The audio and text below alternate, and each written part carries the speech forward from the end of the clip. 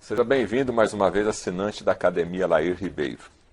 Nós vamos conversar aqui agora com o cardiologista Dr. Lair Ribeiro, porque a base da sua formação, né, Dr. Lair, é a cardiologia, além de ser nutrólogo, que a gente também já sabe. Mas o assunto que a gente vai falar aqui agora tem a ver com palpitação, né? Sei. Eu lembro dessa palavra, minha avó falar, nossa, estou com uma palpitação aqui no peito. Eu queria saber o que é esse termo palpitação no peito, que as pessoas mais antigas falavam, acho que talvez o jovem hoje nem sabe o que é isso daí, para depois a gente fazer a relação com o chá. Tá. Deixa eu te falar. Quando um órgão está funcionando bem, ele é transparente. Você não sabe que você tem estômago até que ele começa a te incomodar. Se ele não tiver problema nenhum, você nem sabe que tem estômago. Ele é transparente, eu chamo. Ninguém, você se dá conta que tem ele. Você enxerga bem. Não tem nada a se preocupar com a sua vista. Quando você começa a enxergar embaçado, você fala, tem que ir no oftalmologista. Quando o seu coração está funcionando bem, você não tem coração. Está lá. Quando o coração começa a dar problema, você se conscientiza dele. Quando o coração sai do seu ritmo, ou por um momento faz uma que se chama extrasístole, aí ele vem batendo assim, ó, de repente faz puf, um batimento fora da hora. Isso causa uma palpitação. Opa, meu coração parece que saiu do ritmo. Ó, senti a palpitação. Quando Você sente isso fisicamente? Sente fisicamente. Quando o coração bate rápido demais, ele passa de uma certa frequência, você também sente, porque ele começa a bater tão rápido que os nervos percebem e você tem aquela sensação de que ele está batendo rápido. Também é chamado de palpitação. Então, palpitação é você se conscientizar de que alguma coisa está errado com o ritmo do seu coração. As pessoas, em geral, preocupam muito porque você vê o paciente que tem um infarto, 30% deles morrem antes de chegar no hospital. Tem lugares até 50% morrem antes de chegar no hospital. Porque para muita gente, a primeira manifestação de doença cardíaca é morte súbita. 30% das pessoas que têm problema cardíaco morrem na primeira vez. Primeira manifestação, não sabia que tinha e morreu. Não tem segunda chance. Não tem segunda chance. Então, a pessoa quando tem palpitação, ela se preocupa, porque ela vê alguém morrer, ou soube que alguém morreu subitamente. Você pode ter uma palpitação que é benigna. Tem uma taquicardia que sai pela boca, ela é chamada enfermidade benigna de Bovéret, francês, Bovéret, que descobriu isso. É uma taquicardia que te incomoda, que faz você suar frio, mas não vai te matar, entendeu? Você vai no pronto-socorro, eles fazem uma injeção e você sai da taquicardia. É uma taquicardia supraventricular. Agora, se você tem uma arritmia do ventrículo para baixo, ventricular, por exemplo, uma taquicardia ventricular, a tendência dela é ir para fibrilação ventricular e morte.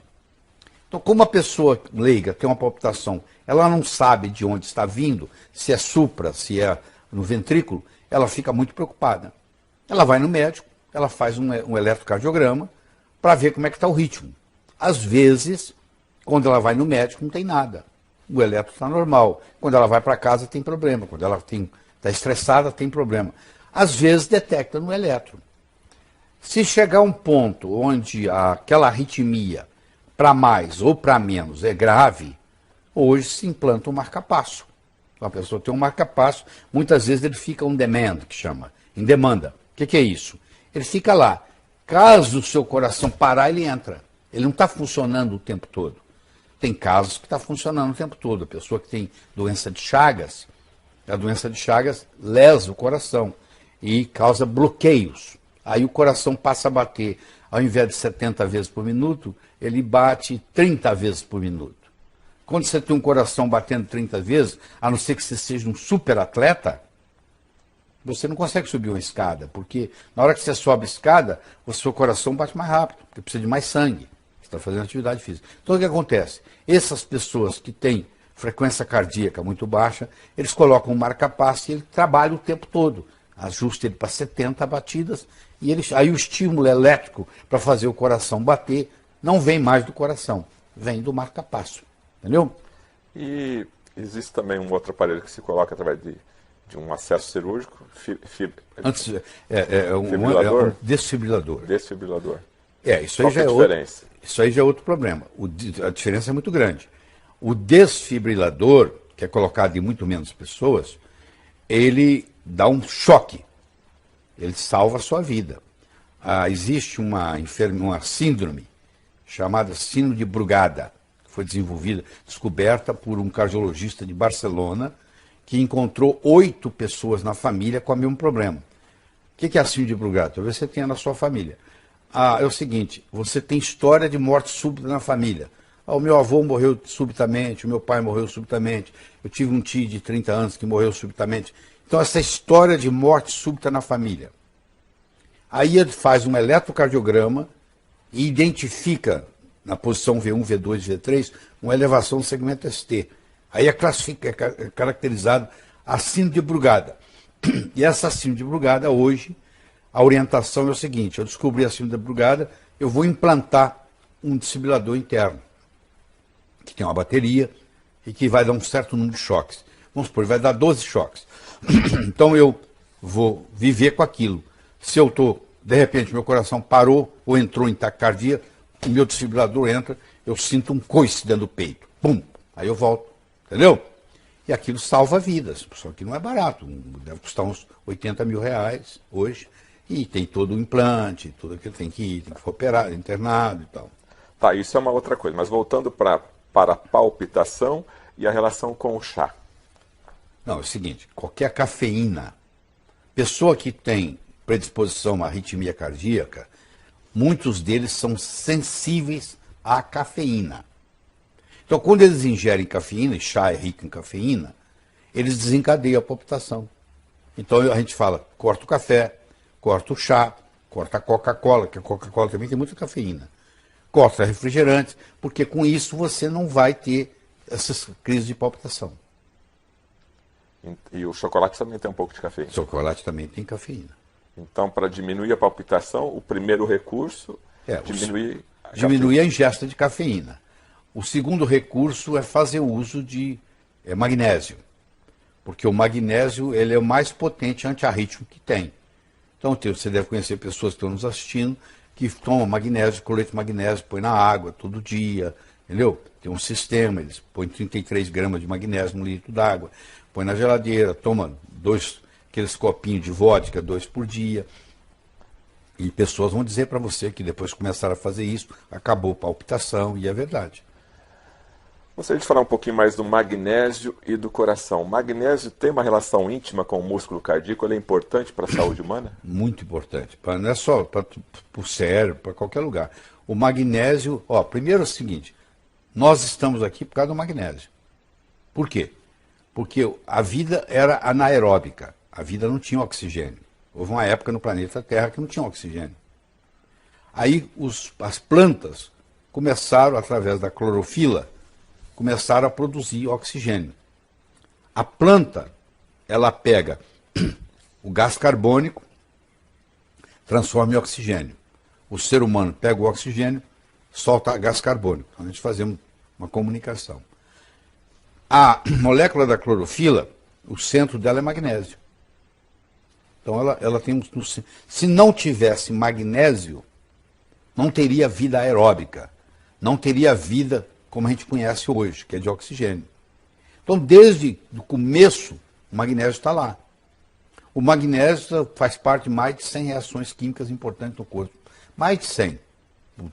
Identificada tem umas 100.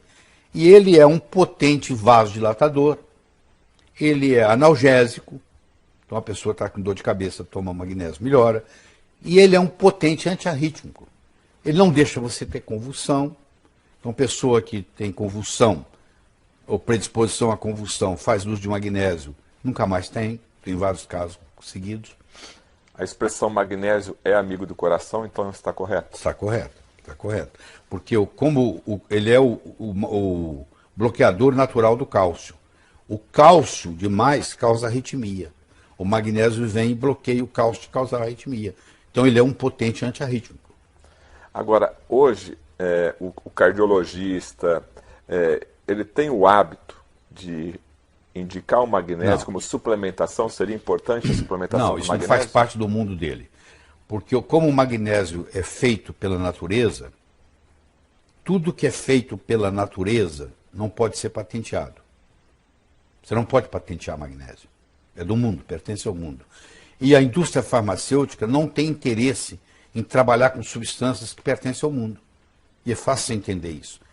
Se eu sou uma empresa, indústria farmacêutica multinacional muito forte, e eu lanço no mercado magnésio como antiarrítmico, e eu abro o mercado, o meu concorrente amanhã vai ir na minha cola. Eu fiz o trabalho todo e o meu concorrente vai na minha cola. Se eu fizer um trabalho de uma molécula que eu desenvolvi, que eu tenho uma patente de 17 anos sobre ela, que a indústria farmacêutica, a patente dura 17 anos, se eu descobrir uma molécula e eu provei para o mundo que ela não existe na natureza, por isso que todo remédio é ET, porque se não, o que não existe no planeta Terra eu chamo de ET, pô. Então, se eu tenho uma molécula que eu provo que não existe na natureza, é um ET para mim. Eu agora vou ser dono dessa molécula com exclusividade por 17 anos. Então agora eu vou investir um dinheiro, abrir um mercado, porque durante 17 anos quem manda nela sou eu. Só depois que vencer a patente que eu vou ter concorrente. Então eu vou ganhar o dinheiro que eu quiser durante esses 17 anos. Como o magnésio é uma coisa feita pela natureza, não é uma coisa que eu inventei no laboratório, eu não posso patentear. Não se pode patentear nada que a natureza fabrique. Então, pronto. Como não tem patente, as indústrias farmacêuticas não estão interessadas. Entendeu? Aí, nesse caso, o médico não receita. O médico não receita porque o médico é treinado desde o primeiro ano de medicina com indústria farmacêutica. O mundo do médico, em geral, é o mundo do remédio. Eu chamo da droga, né? Que é uma droga. É o mundo do ET. Ele trabalha com isso. Ele aprendeu a trabalhar com remédio. Que tem, às vezes, seus valores, tá? Tem momentos que você precisa de remédio, não tem dúvida. Mas você imagina o seguinte, quando eu coloco um remédio na boca, o meu corpo fala assim, o que é isso? Eu não conheço essa molécula. Aliás, ninguém conhece, porque ela foi inventada. Ela não existe na natureza. Aí o corpo fala assim, eu vou arrumar um jeito de eliminar essa molécula. Ele começa um mecanismo de eliminação. E aí vem os efeitos colaterais. É só você pegar uma bula de um remédio e ler. Você vai ver a quantidade de efeitos colaterais que tem. Você entendeu? Agora, doutor Lair, como cardiologista e nutrólogo, então a suplementação diária com magnésio seria bem-vinda? Claro que é muito bem-vinda, de várias formas. Na nossa alimentação, a você gente pode não consegue fazer isso, suplementar, tem que suplementar. É muito difícil, principalmente no Brasil, porque o Brasil é conhecido pela Organização Mundial de Saúde como um país pobre em magnésio, porque para você ter magnésio no solo, você tem que ter vulcões, você tem que ter terra magnesiana, que o Brasil não tem. O Brasil não tem vulcões. Então, quanto menos vulcão você tiver, menos magnésio você tem. Ora, se você não tem magnésio no solo, como é que o tomate que você plantou lá vai ter magnésio? Me fala. Ele vai tirar de onde? Ele não fabrica magnésio. Então, a verdura, a fruta, ela só pode te dar aquilo que está no solo. Como o solo brasileiro é pobre em magnésio, o que você acha? Ele vai ser pobre. A água é pobre em magnésio. Né? Porque não tem água. A água tira o magnésio de onde? Do solo. Ela vai passando e vai pegando. Ela não tem. Então tá aí uma dica, suplementação com magnésio, aqui a dica do Dr. Lair Ribeiro, que também é nutrólogo. Agora, a gente vê muitas formas do magnésio, né? O que a população mais conhece é o cloreto de magnésio. Tem aquela receitinha básica de colocar um pouquinho num jarro d'água e tomar todo dia? Os magnésios podem se apresentar de duas formas. Na forma de sais e na forma quelada. Quelada é quando eu pego um mineral e junto nele um aminoácido. Magnésio glicina, é quelado. Magnésio trionato, é quelado. Magnésio dimalato, é quelado. Eu peguei e juntei alguma coisa. Agora, existem os sais, o cloreto de magnésio, o sulfato de magnésio, entendeu? E assim por diante. Os sais são menos absorvidos do que os quelados. Mas, por outro lado, são 1000 vezes mais baratos. Então, uma pessoa que quer fazer uso de magnésio todo dia, a vida inteira... Não tem problema. Ele não tem problema, ele vai tomar um pouquinho todo dia. Então, a receita que se tem aí, que todo mundo conhece, é você fazer sachês de 33 gramas de cloreto de magnésio, Você compra 1 quilo de cloreto de magnésio por R$19, e você coloca num litro d'água e toma 2 copinhos daqueles de vodka por dia. Tem muita gente fazendo isso no mundo, entendeu? E quem faz... Quando você toma isso diariamente, então você vai suplementar esse magnésio, o cloreto de magnésio vai suplementar lá no seu organismo, vai usar no metabolismo diário. Exatamente. Só para a gente concluir, esse mesmo cloreto de magnésio ajuda na pedra do rim?